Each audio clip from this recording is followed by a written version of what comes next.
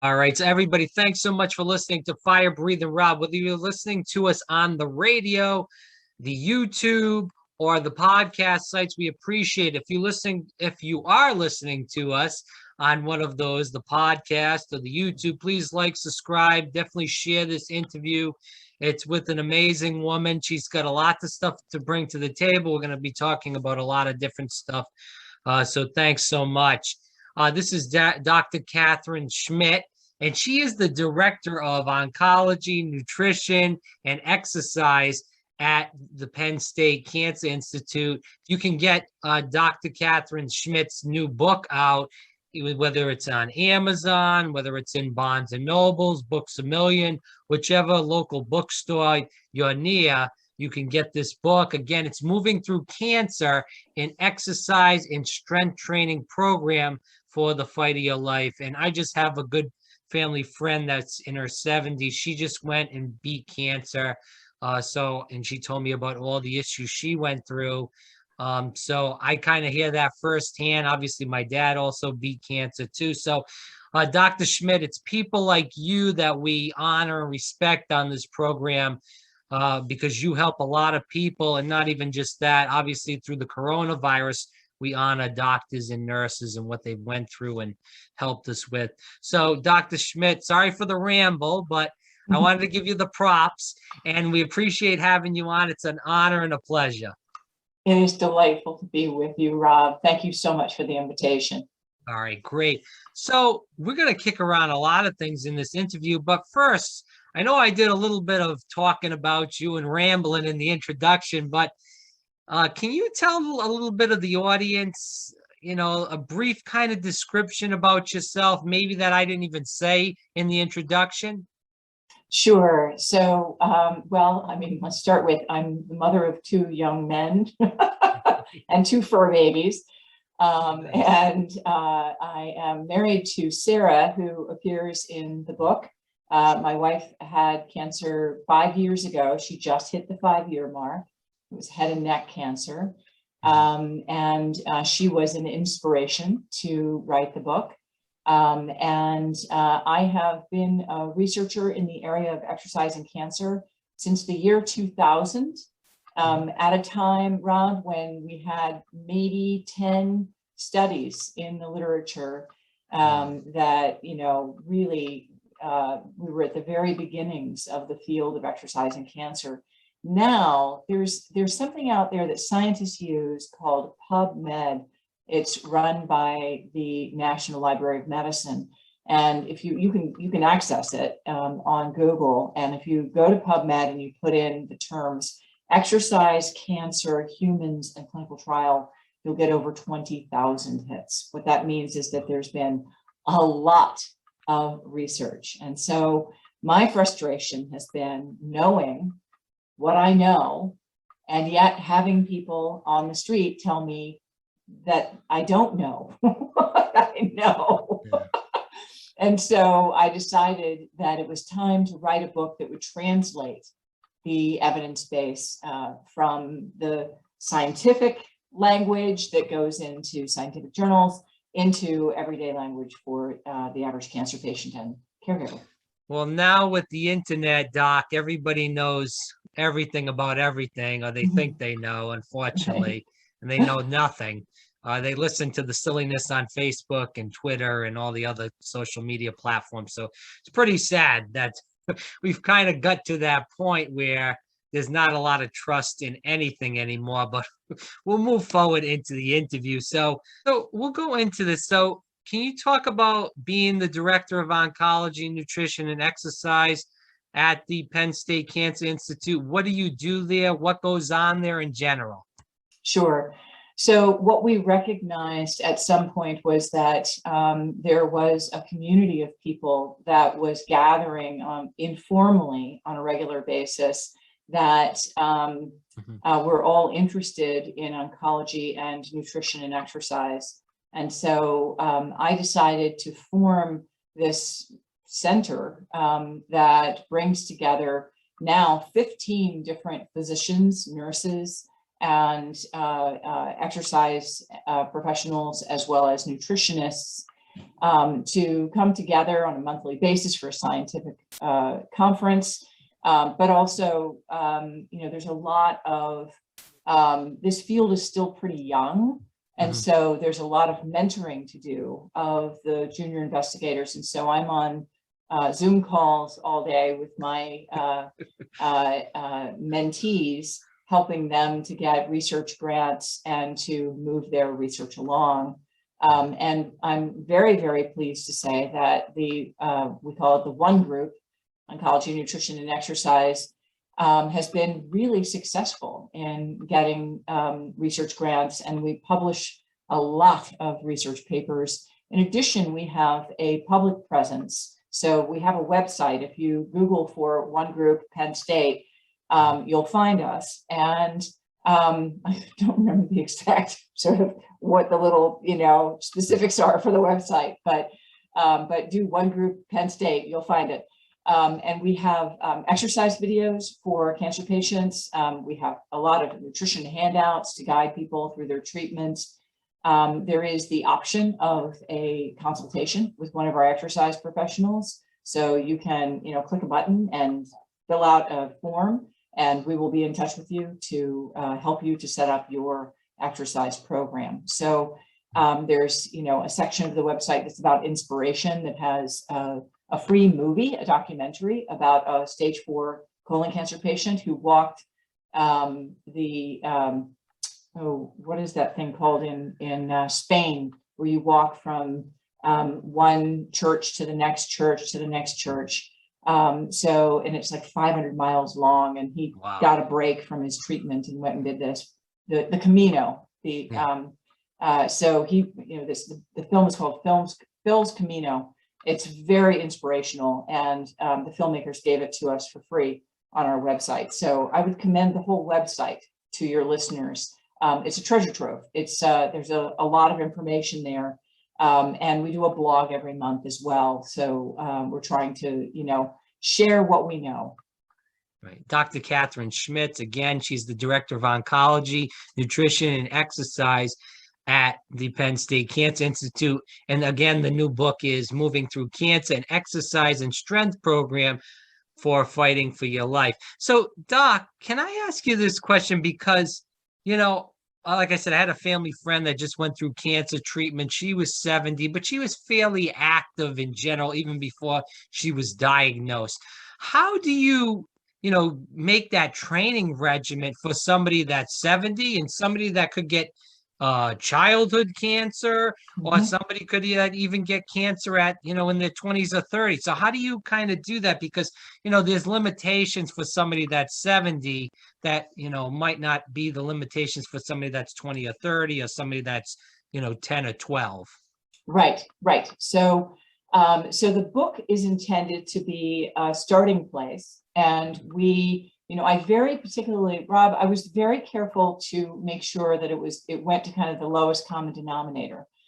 So, it's really geared more towards your family friend who's 70 than it is the 15-year-old with non-Hodgkin's lymphoma.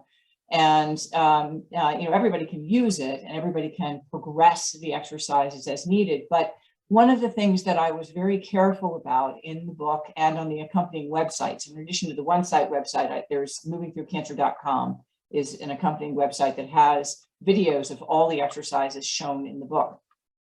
So, but, I have a friend from England who is quoted in the book.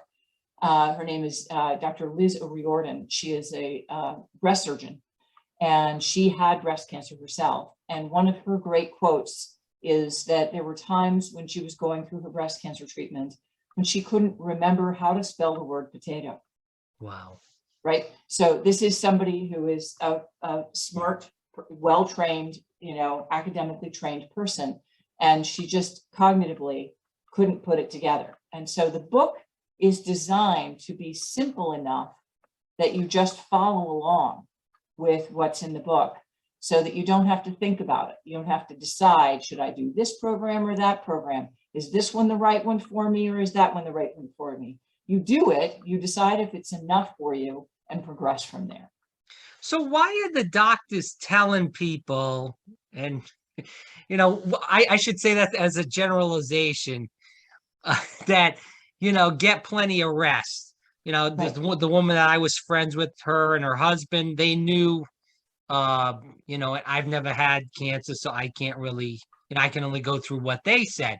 But I know they said that, the chemo was extreme. It really tired her out for, I think it was like 10 or some odd days. And then she would have some good days before she had that treatment again. So they would go to Disney and SeaWorld and all that other jazz in the middle. But just to go back into the question, why are doctors saying and telling people to get plenty of rest when you're kind of saying the opposite? Right. So this is going to take me a minute to unpack. So No worries. you've asked a great question. You've asked a fantastic question. And so, so the first answer is that the American Society of Clinical Oncology has done a survey of medical oncologists to see what they know about exercise and the value of exercise. And over 80% of medical oncologists reported that they knew that exercise would be good for their patients. But a good portion of them also feel that it is not their job to talk to their patients about exercise. Their job is to give chemo. And so, so there's that. The second issue is that the doctor has the onus of dealing with any kind of risk. And so if a doctor says, I want you to go jump off a bridge, and the person jumps off the bridge and things don't go well for them jumping off the bridge, then the doctor is held liable. Okay. So when they are faced with, I mean, you said it before, there's the person who's 70, who's dealing with their cancer and sedentary to begin with. There's somebody who's 35 and is a local tennis pro and has cancer. And there's the 15-year-old with non-Hodgkin's lymphoma. So what doctors are not trained, like I am, in determining what the risk level would be for person A versus person B versus person C. They don't have that training. Okay. So all they know is that it is them that they are the ones liable. Okay. So it's basically all about risk management for them. And their feeling is, for the most part, it would be easier for them to say nothing than to risk the possibility of someone hurting themselves because they've done too much. So what we need is a system that helps those doctors. I'm not sure whether you or your listeners are aware of this, but we have a problem in our country that is going to get worse over the next 50 years or so. And that is that we have more and more and more people that are diagnosed with cancer because of the aging of society. But we do not have more and more and more medical oncologists. So they have less and less and less time with their patients. So other people have to step in to fill in the gaps and do things like checking to see if the person has psychosocial distress and referring them to a psychologist. We need to check what their functional level is and whether it's safe for them to go out and do an exercise session. Those things need to be built into cancer care, and we can't rely on the physicians to have to do it all. When we talk about exercises, and obviously this will go into the book and you can go deep into this, what exercise are we talking about doing for, people that, like you said, this may cater to more of the people in their 50s, 60s, or 70s, but even if the people that are in their 30s and 20s want to, build up and accelerate at their own pace, they can learn from this too. Right. So the way that the book is organized is according to the trajectory of going through your treatment. Right. So the first program that is suggested in the book is called Prehabilitation. Have you ever heard that term? Maybe. Okay. Probably not. So the idea is, if you think of rehabilitation, that happens after the fact.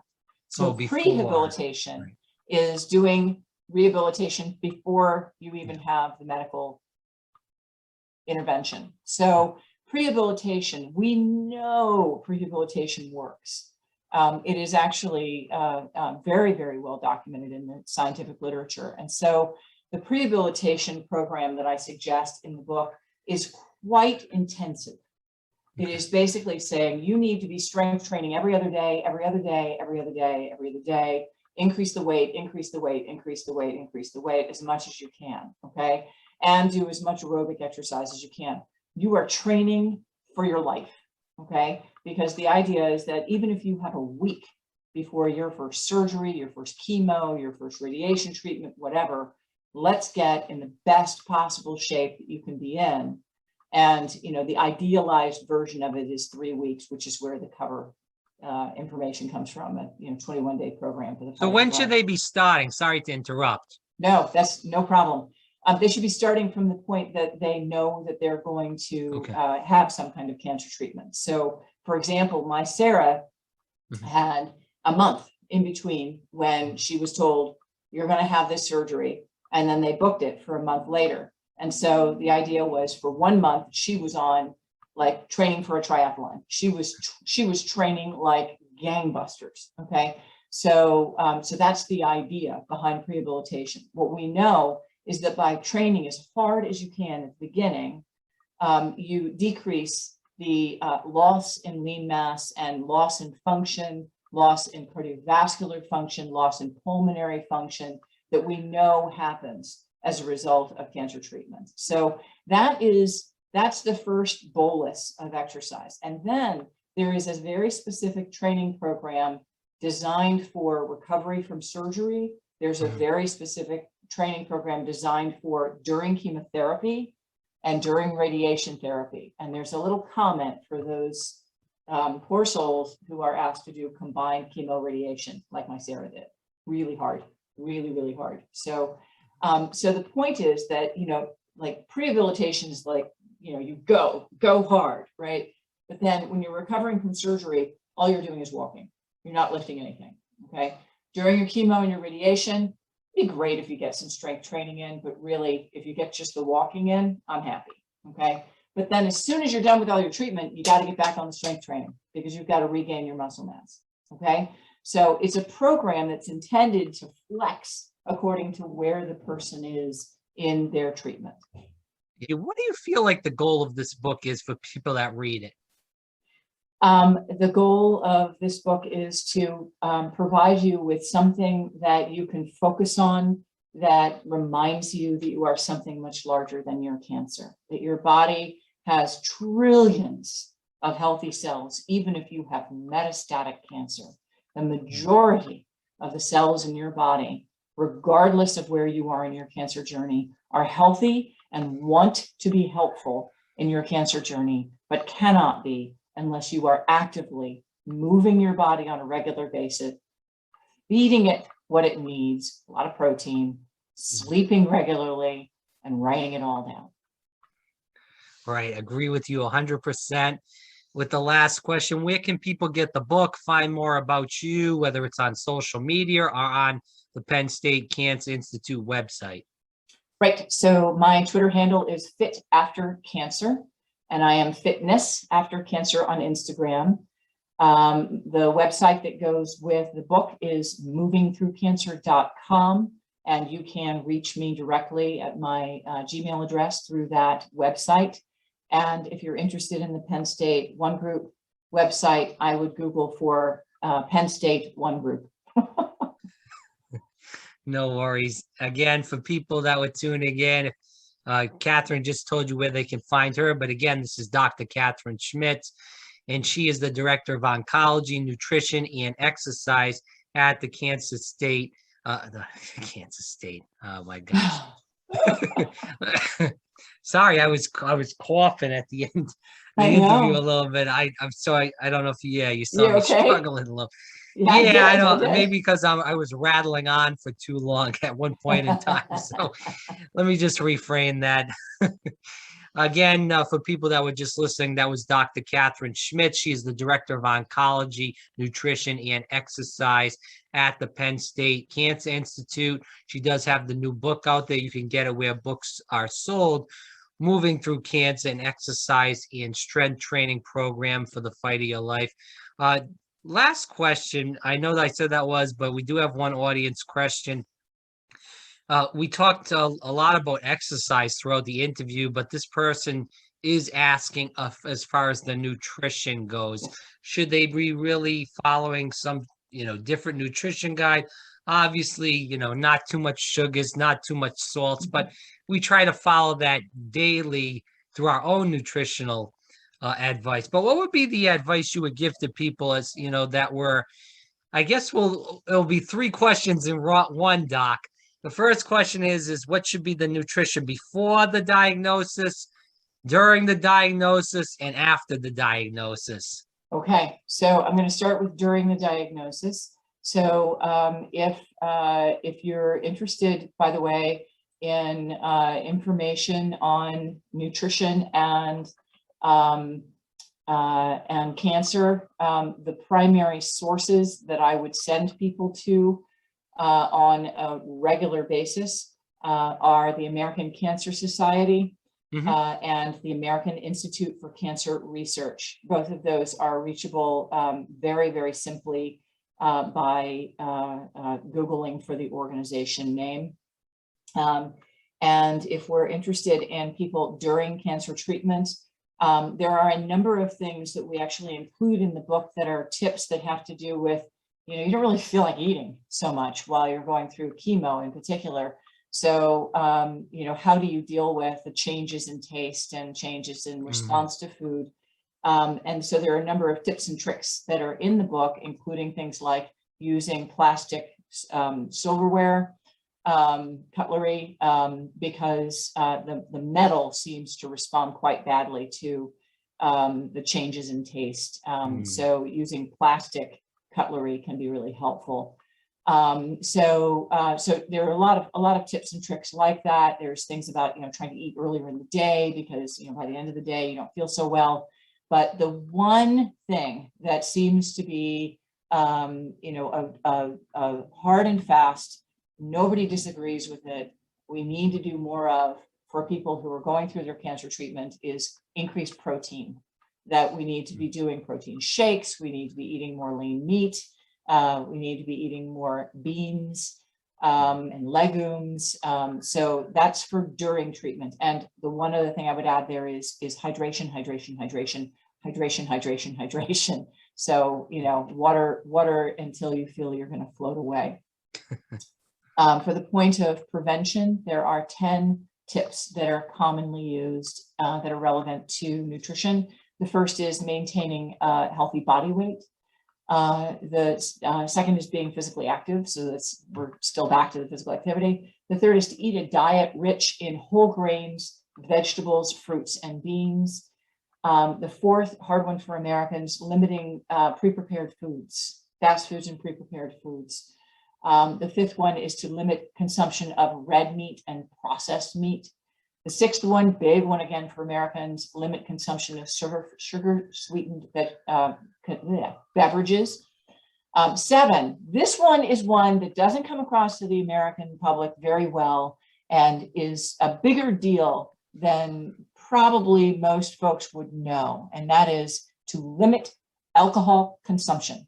And if you are willing, don't drink at all. Alcohol is associated with cancer risk. Wow.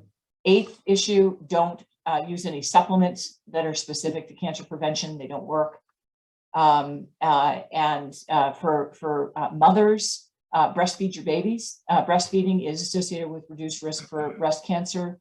And the 10th one is if you've heard all of this and you've already had your cancer, you need to follow the recommendations for post-cancer. And so post-cancer, maintaining a healthy body weight, the alcohol, the sugar, eating the whole foods, avoiding processed foods, physical activity, physical activity, physical activity.